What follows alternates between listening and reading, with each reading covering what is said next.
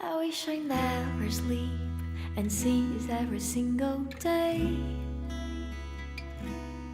Spend time with my loved ones, family and friends. All I want for life is to be safe and sound. We're always here with you. Ei você, leitor e leitora do Portal da Holanda, eu sou Humberto Amorim e estou de volta para iniciarmos esta semana entrevistando uma personalidade e autoridade em assuntos do coração, cardiológicos. É o Dr. Aristóteles Alencar. Eu vou colocar duas coisas para vocês antes de começar essa importante entrevista com o Dr. Aristóteles. A primeira é a seguinte: você acha que existe morte súbita? Primeira. A segunda coisa: basta ter boa saúde e não prestar nenhuma atenção ao seu coração? Você já viu, eu tenho certeza, que você já viu jovens, de repente, do nada, tem um problema, cheio de saúde, e vira óbito. Isso já aconteceu. Eu já vi isso acontecer. Eu aposto que você também. E por que isso acontece? Por que isso acontece? É sobre isso que a gente vai conversar e vai abordar também outros assuntos referente à saúde, como funciona e como deve ser tratado o seu coração. Tá bom? Então vamos iniciar essa entrevista. Preste muita atenção. Essa entrevista pode salvar a sua vida. Olha o que eu estou dizendo para você. Doutor Aristóteles, seja muito bem-vindo ao Hora H Entrevista aqui no Portal do Holanda. É uma alegria recebê-lo pela primeira vez. Muito obrigado, Humberto, pelo honroso convite.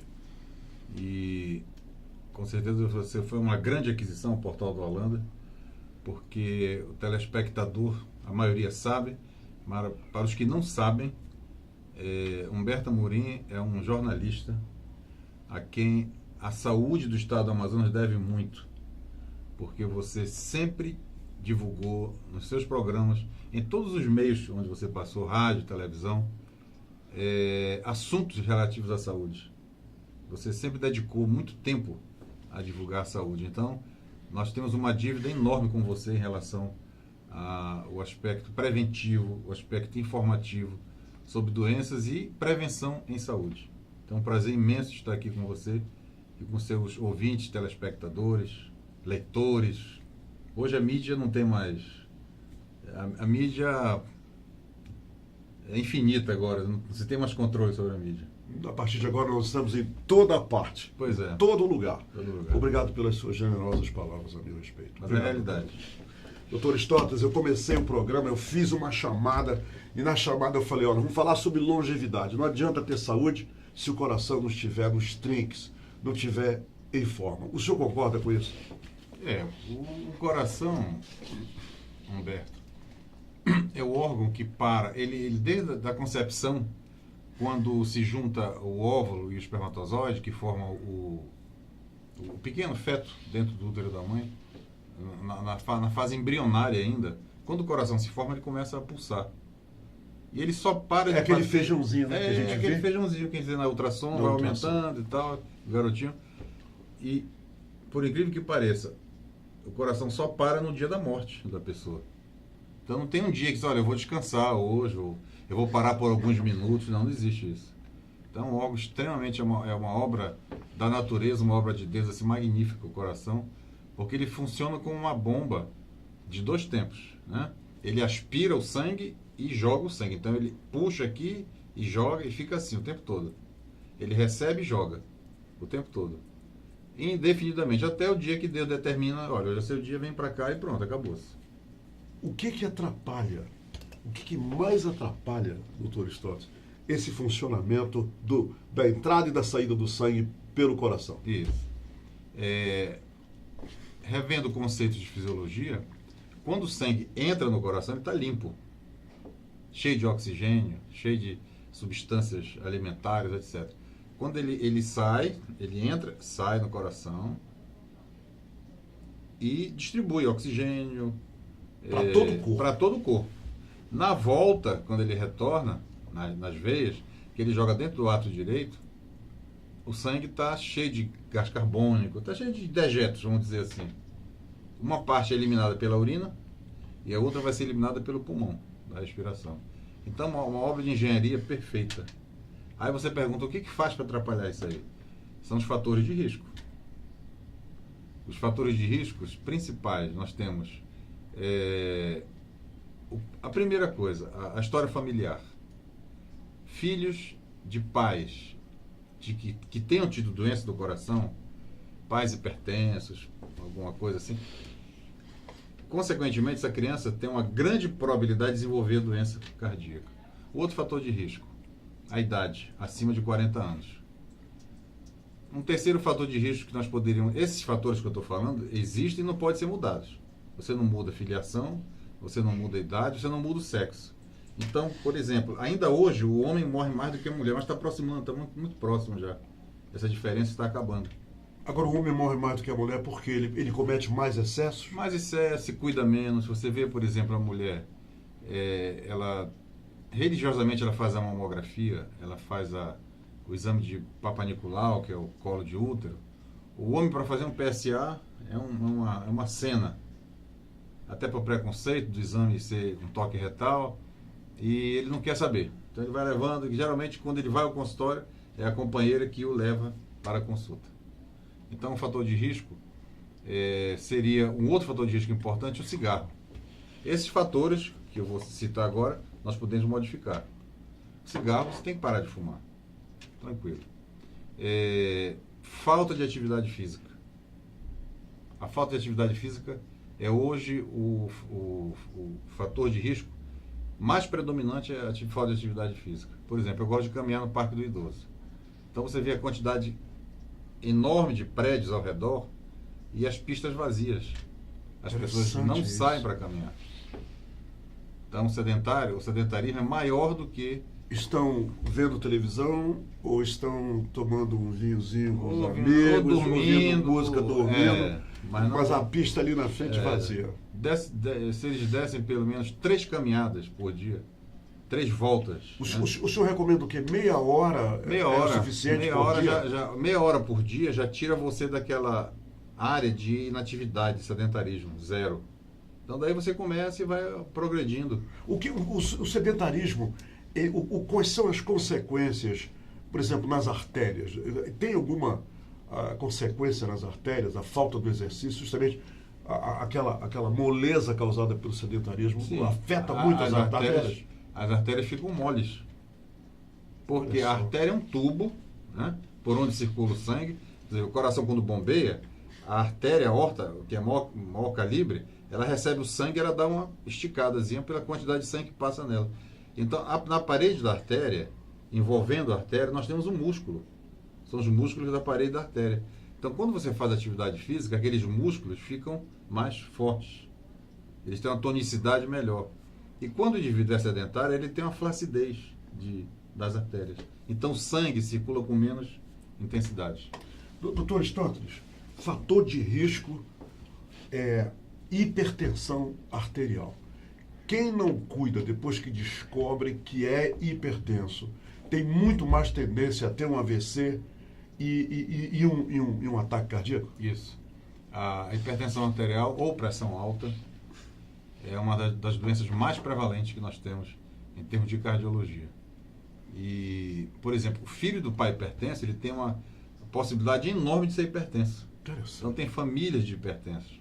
Então você tem que começar a cuidar da prevenção, ou se for detectar precocemente, descobrir logo o mais cedo possível. E a hipertensão, ela é assintomática, ela não tem sintoma nenhum, não é? Ela leva o indivíduo quietinho há vários anos, e muitas das vezes o primeiro sintoma ou é a morte súbita, ou é um derrame AVC hemorrágico, que fica a pessoa paralisada, ou é um infarto do miocárdio. Já que o senhor falou em morte súbita, existe morte súbita ou a morte, essa que chamam de morte súbita é a consequência de algo que ficou se preparando para atingir o indivíduo durante vários anos, não é isso? A morte súbita. Tem um conceito de morte súbita determinado tempo, de hora, etc. Mas é o seguinte, a morte súbita, só quem morre rápido é artista de cinema. O cara dá um tiro, pô, o cara morre ali e tal. Maravilhoso isso. Não é bem assim. Formidável. A morte súbita ela é construída por vários anos. Se for uma doença cardiovascular, o indivíduo vai... um outro fator de risco importante, o colesterol, a pessoa que come muita gordura, muito ovo frito, O pessoal da muito queijo, picanha. picanha, aquela parte amarela da carne. Então, aquela gordura vai se depositando na artéria, vai entupindo, vai obstruindo a artéria. Como se fosse um lodo dentro do cano. Então ele vai, continua fumando. A gordura toma conta da artéria, é isso? Toma doutor? conta da artéria. Quer dizer, o sangue começa a ter dificuldade de passar É por uma ali. placa de gordura. Um dia essa placa vai romper e sangra. Quando ela sangra, coagula lá dentro. O que é coagulação? Coagulação é o seguinte. Você tem um leite líquido. Quando você... A coalhada é um líquido, é um leite coagulado. É verdade. É aquelas placas, né? Então, quando nós cortamos a pele, sai o sangue e fica aquele coágulozinho em cima. É um mecanismo de defesa do organismo. Só que a coagulação não pode ser dentro do vaso. Se o coágulo se formar dentro do vaso, da artéria, é um trombo. Aí pronto, aí complica. É a famosa trombose. Trombose arterial. Aí o que ocorre? O indivíduo tem uma placa gordurosa, por algum motivo aquela placa rompe e sangra dentro da artéria. Imediatamente forma-se um coágulo ali dentro, fica coalhado o sangue fica coalhado e não passa mais sangue, pronto. Doutor Aristóteles, essa hipertensão, essa pressão alta, ela não atinge só idosos, pessoas que já têm de 50 a 60 anos para frente. Ela também atinge jovens, não é isso? Não é isso? E o que leva a muitos jovens a desenvolverem a pressão alta? Olha, a pressão alta ou hipertensão arterial, 90% delas, 90% é a chamada hipertensão essencial, ou seja, não existe uma causa definida. Os 10% que sobram, existe uma causa definida. Às vezes um tumor de glândula suprarrenal, às vezes uma estenose da artéria, a artéria fecha, calcifica e fecha, é mínimo. Às vezes o paciente tem um hipertiroidismo. Grávidas também tem. Grávida, pronto, é 10%. Os 90% são chamados de hipertensão essencial. É uma reatividade vascular e o vaso fecha. Quando ele fecha, o sangue não tem força para bombear. Aí pronto, é o final aí da o sangue história. o coração começa a se esforçar. No começo ele consegue jogar, mas chega uma hora que ele começa a engrossar a parede, é tipo um fisiculturista fazendo musculação. O músculo vai desenvolver. Sim. Mas futuramente aquele sangue, aquele coração grosso vai começar a ficar tipo um coração, o pessoal chama coração de boi, né? O coração cresce, dilata, então, ele dilata. Fica uma bola murcha, pronto. Ele dilata. Aí não contrai mais, aí é o final. Tudo em função da hipertensão não tratada. E os jovens podem desenvolver isso. Nós fizemos um trabalho de iniciação científica aqui no campus, quando trabalhava, agora estou aposentado da UFAM. Detectamos 6,6% de crianças hipertensas na faixa etária de 8 a 11 anos. De 8 a 11 anos. Provavelmente filhos ou filhas de pais hipertensos. Consequências genéticas. Genética. Doutor Aristóteles, o que acontece com uma pessoa? Eu estou me dirigindo principalmente aos idosos e aos filhos de idosos que podem ajudar e que estão nos vendo nesse momento. Um idoso que começa a tomar um remédio, porque foi detectada a pressão alta, e de repente diz que está se sentindo bem e não quer, e suspende o tratamento. A pergunta é possível qualquer pessoa decidir suspender o tratamento que foi passado por um médico, quer dizer, aquela pílula todo dia, depois que o médico falou, você tem pressão alta, tem que tomar isso todo dia pela vida inteira. Quer dizer, é assim mesmo que funciona? E esse problema que você está falando agora chama-se aderência. Ou seja, é a questão do paciente aderir ao tratamento. Isso em todas as doenças, nós encontramos um déficit muito grande, uma deficiência muito grande. Por exemplo, o diabético, ele tem que tomar remédio a vida toda. Eu faço uma pergunta para você, você usa óculos. Eu perguntaria para você e o seu ouvinte, o telespectador que usa óculos, quando você vai deixar de usar óculos?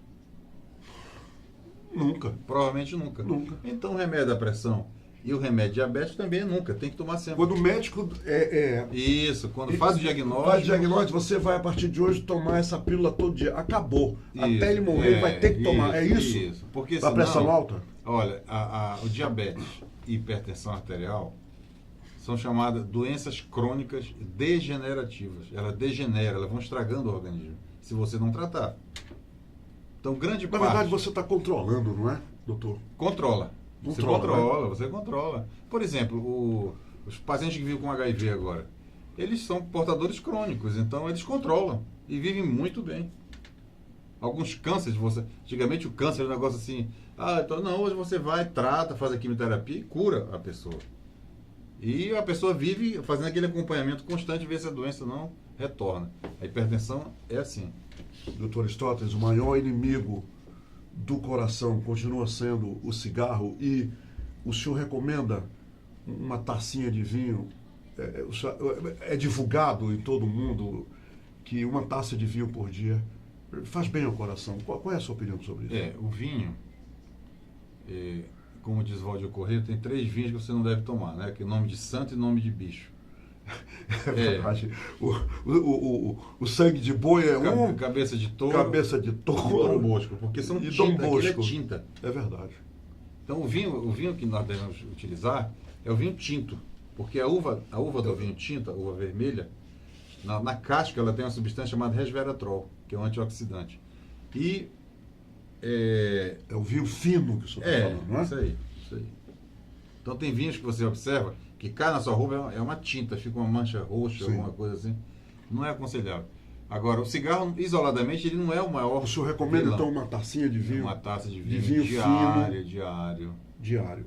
O Cabernet Sauvignon, Merlot, vinho tinto. Vinho A tinto. uva branca não tem trabalhos que comprovem essa propriedade. Tá certo. E o cigarro, doutor? O cigarro, isoladamente, ele é perigoso. O cigarro não tem acordo com o cigarro, por quê? 30% de todas as mortes do mundo estão relacionadas ao cigarro. Se não existisse o cigarro na face 30% das mortes em geral, no mundo inteiro? Em geral. Você tem uma ideia, no século passado, século XX, que nós viemos do século XX, o cigarro matou mais do que todas as guerras reunidas. Se você somar a Primeira Guerra, a Segunda Guerra, Guerra do Golfo, Guerra Vietnã, o cigarro matou mais. Que coisa. Então, o cigarro, ele, além de causar o câncer, por exemplo, o câncer de pulmão. Se você tiver uma sala com 100 pessoas com câncer de pulmão, 90% são fumantes. É um câncer relacionado diretamente. A pessoa que fuma e bebe, o alcoólatra, bebe álcool, que fuma o tempo todo, ele vai ter câncer de garganta.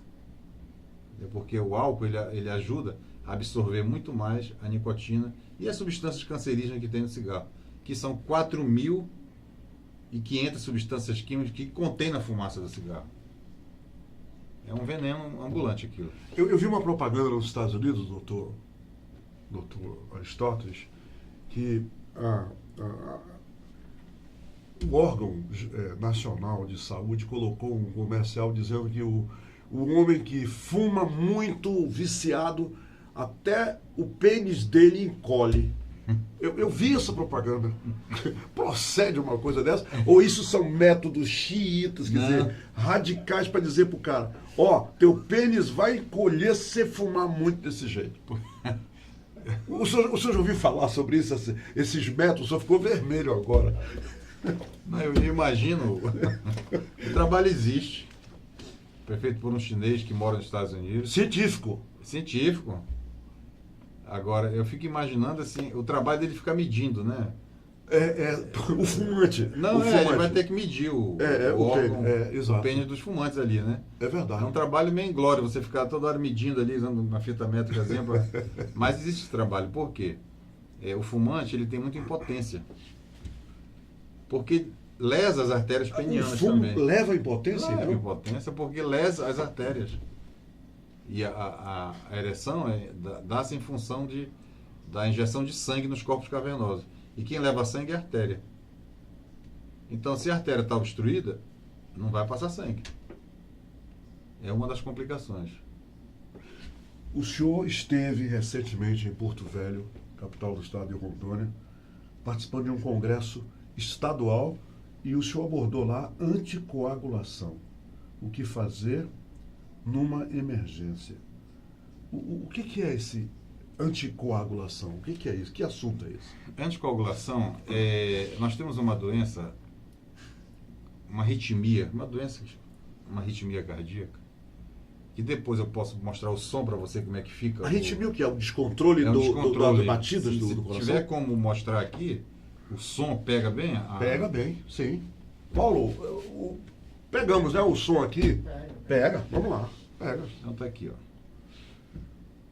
Eu vou mostrar para você como fica um coração normal. Vou aumentar o som aqui. A batida de um coração normal. A batida do coração normal, aqui, ó.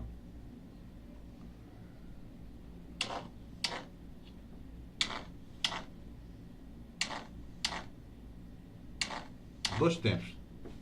Tran, tran, tran, tran. Pronto. Os leitores estão ouvindo, Paulo? Muito bem. Agora, vamos ver a batida de um coração com a fibrilação atrial, ou seja... Com a coagulação. Com a arritmia. Com essa com arritmia. Com descontrole. Porque você observa bem, o coração, o átrio bate aqui e ele fica assim, ó. Esse movimento aqui, para de existir, ele fica assim, ó. Fibrilando como se fosse uma asa de beija-flor. Entendi. Ele fibrila, ele não bate, ele não faz assim, ó. E o paciente sente Sente.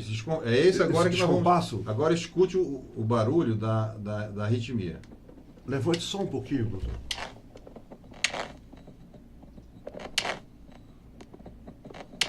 Olha só.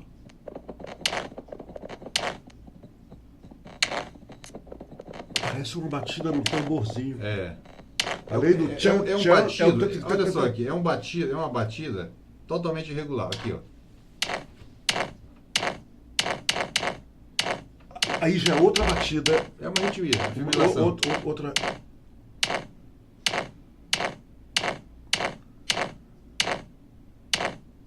E isso é uma gravação original de um coração. De um coração. Doutor Aristóteles, o que uma pessoa... Olha a diferença. Isso é uma outra. Normal. Aí isso é o normal. É um coração tranquilo que bate 2 vezes. Pronto. Doutor Aristóteles, uma pessoa que sente aquele tamborzinho lá, aquela fibrilação e aquele...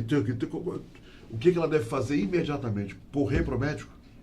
Correr para o hospital? É o seguinte, essa arritmia, pelo fato do átrio, da parte de cima do coração, não fazer esse movimento, ele faz assim, acumula sangue dentro. Quando acumula sangue... Entendi. Quer dizer, tem sangue que não vai embora. O sangue fica não aí, vai, fica tá rodando aí. Isso, pronto. Fica um sangue estagnado, vamos dizer assim, aqui dentro.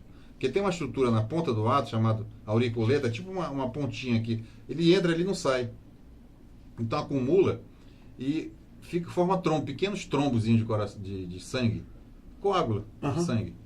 E para ter uma ideia, por exemplo, o açaí do Pará é um açaí grosso. Sim. Aí se você botar água, fica aquele açaí ralo. Geralmente o nosso açaí daqui é mais ralo.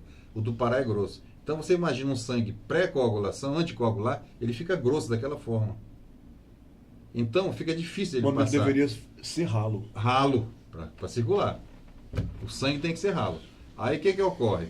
Quando ele forma esse trombo, um trombo desse que escape cai no ventrículo, cai na circulação e vem bater aqui na cabeça. Aí pronto. Aí dá o AVC. Por causa da velocidade que a coisa chegou lá em cima. Quando é uma artéria grande, não tem problema. Agora, quando cai numa microartéria do cérebro... Aí ela estoura. Não, ela vai obstruir. Ela fica fechada ali. O sangue não passa e aquela O derrame cerebral é o mesmo AVC? Não. São 2 tipos. O isquêmico, que é nesse caso, que o coágulo vem top, e aquela área que deveria receber sangue não recebe mais. E a pessoa vai a óbito imediatamente. Não vai a óbito. Ela fica com uma lesão. Por exemplo, você tem um jardim, em determinado segmento do jardim, você joga uma mangueira para nutrir aquelas plantas. Se você cortar aquela mangueira, fechar aquela mangueira, aquela área que recebia água, as plantas vão morrer seca. Sim. Aquele terreno não serve mais. Então, aquela artéria que foi obstruída, a área do segmento do cérebro não funciona mais. E é daí que vem a sequela. Aí vem a sequela. Se for do lado esquerdo, ele fica a sequela do lado Do lado direito, a sequela é do lado esquerdo. Se obstruir do lado direito, ele fica com a sequela, aí fica andando assim, agora, para Entendi. falar e tal. Entendi. Pronto. Doutor Aristóteles? Esse é o AVC isquêmico. O hemorrágico, O hemorrágico. o hemorrágico em É o função derrame cerebral que é o chama. derrame, mas em função da pressão elevada.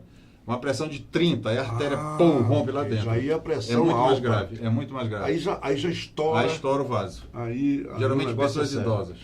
Doutor Geralmente Aristóteles, pessoas quando é idosas. que a pessoa sabe qual é o maior sinal que o corpo dá para a gente de que a pessoa está infartando ou perto de infartar? Mas antes do infarto, vamos voltar aqui esse da arritmia. Ah, sim, da arritmia. Você escutou esse barulho todo irregular. Sim. Porque eu estou conversando com você daqui, os seus ouvintes, telespectadores, não estão sentindo o coração bater. Nós não sentimos o coração bater. Isso é bom. É o normal. Isso é bom, né? Ele está aqui dentro. Peraí, deixa eu ver uma coisa aqui. Não está Eu sentindo. não estou sentindo, Não. meu. Não estou. Isso é bom. Isso é bom.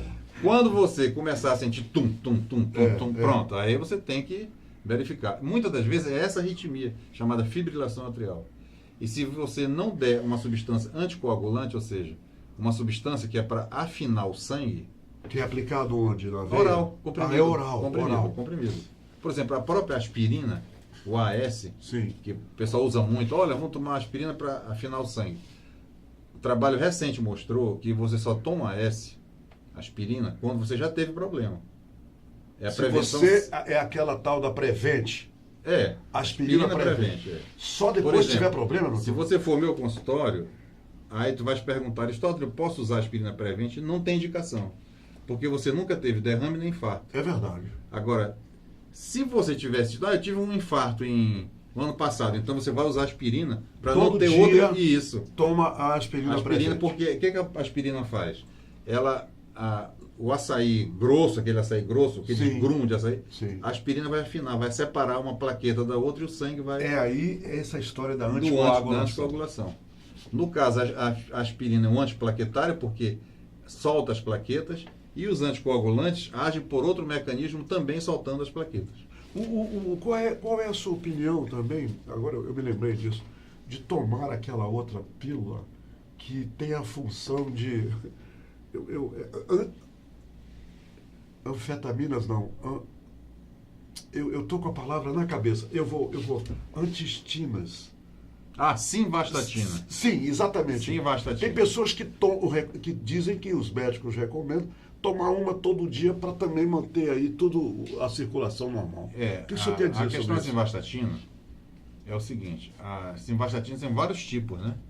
As estatinas tem vários tipos. Estatinas. Estatinas. Tem simvastatina, rosuvastatina, Sim. vários tipos. Atorvastatina, etc.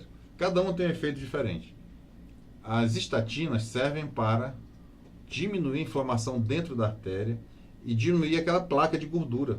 Mesmo que a pessoa não tenha tido o infarto ou o Isso. derrame. Agora, quem está indicado tomar? Pessoas de prevenção primária que tenham fatores de risco.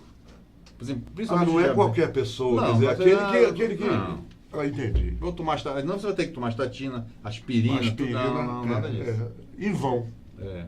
Doutor Aristóteles, e qual é o sintoma maior que o meu corpo dará no caso de eu estiver tendo um infarto ou um derrame? O infarto do meu... Não, infarto é uma coisa, derrame é outra. Derrame é outra. Mas O o infarto- corpo dá sinal? Dá.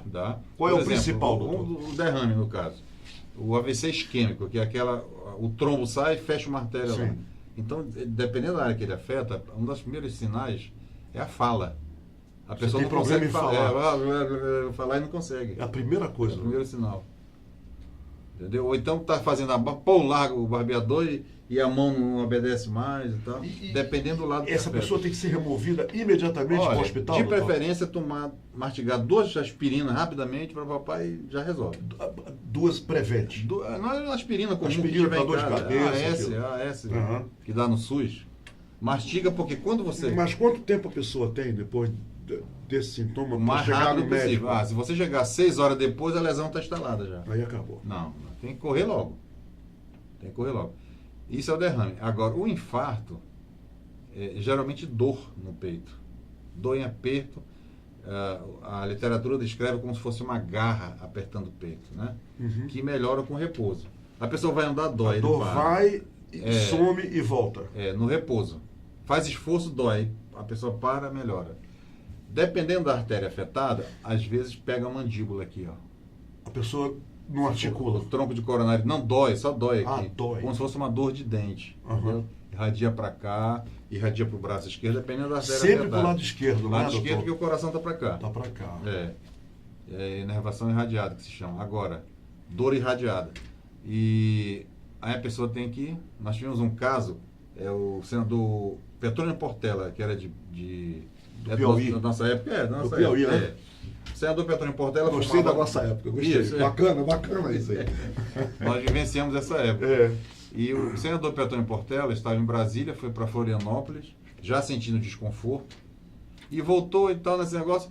Não, isso aqui é estômago, é gastrite, era infarto, estava infartando, e morreu. Olha só, e morreu. Né? Morreu. Então Doutor não Stott, subestima uma dor no peito. doutor Stott, infelizmente, o tempo... Mas obesidade infantil, obesidade na juventude, obesidade na fase adulta, é prejudicial ao coração? Assim, você tem que ter... E pior, vamos dizer assim, e pior do que a obesidade, aquela obesidade maior, são as pessoas magras que têm aquela barriguinha protrusa. É mesmo? Chamada barriga assassina. A barriga da cerveja.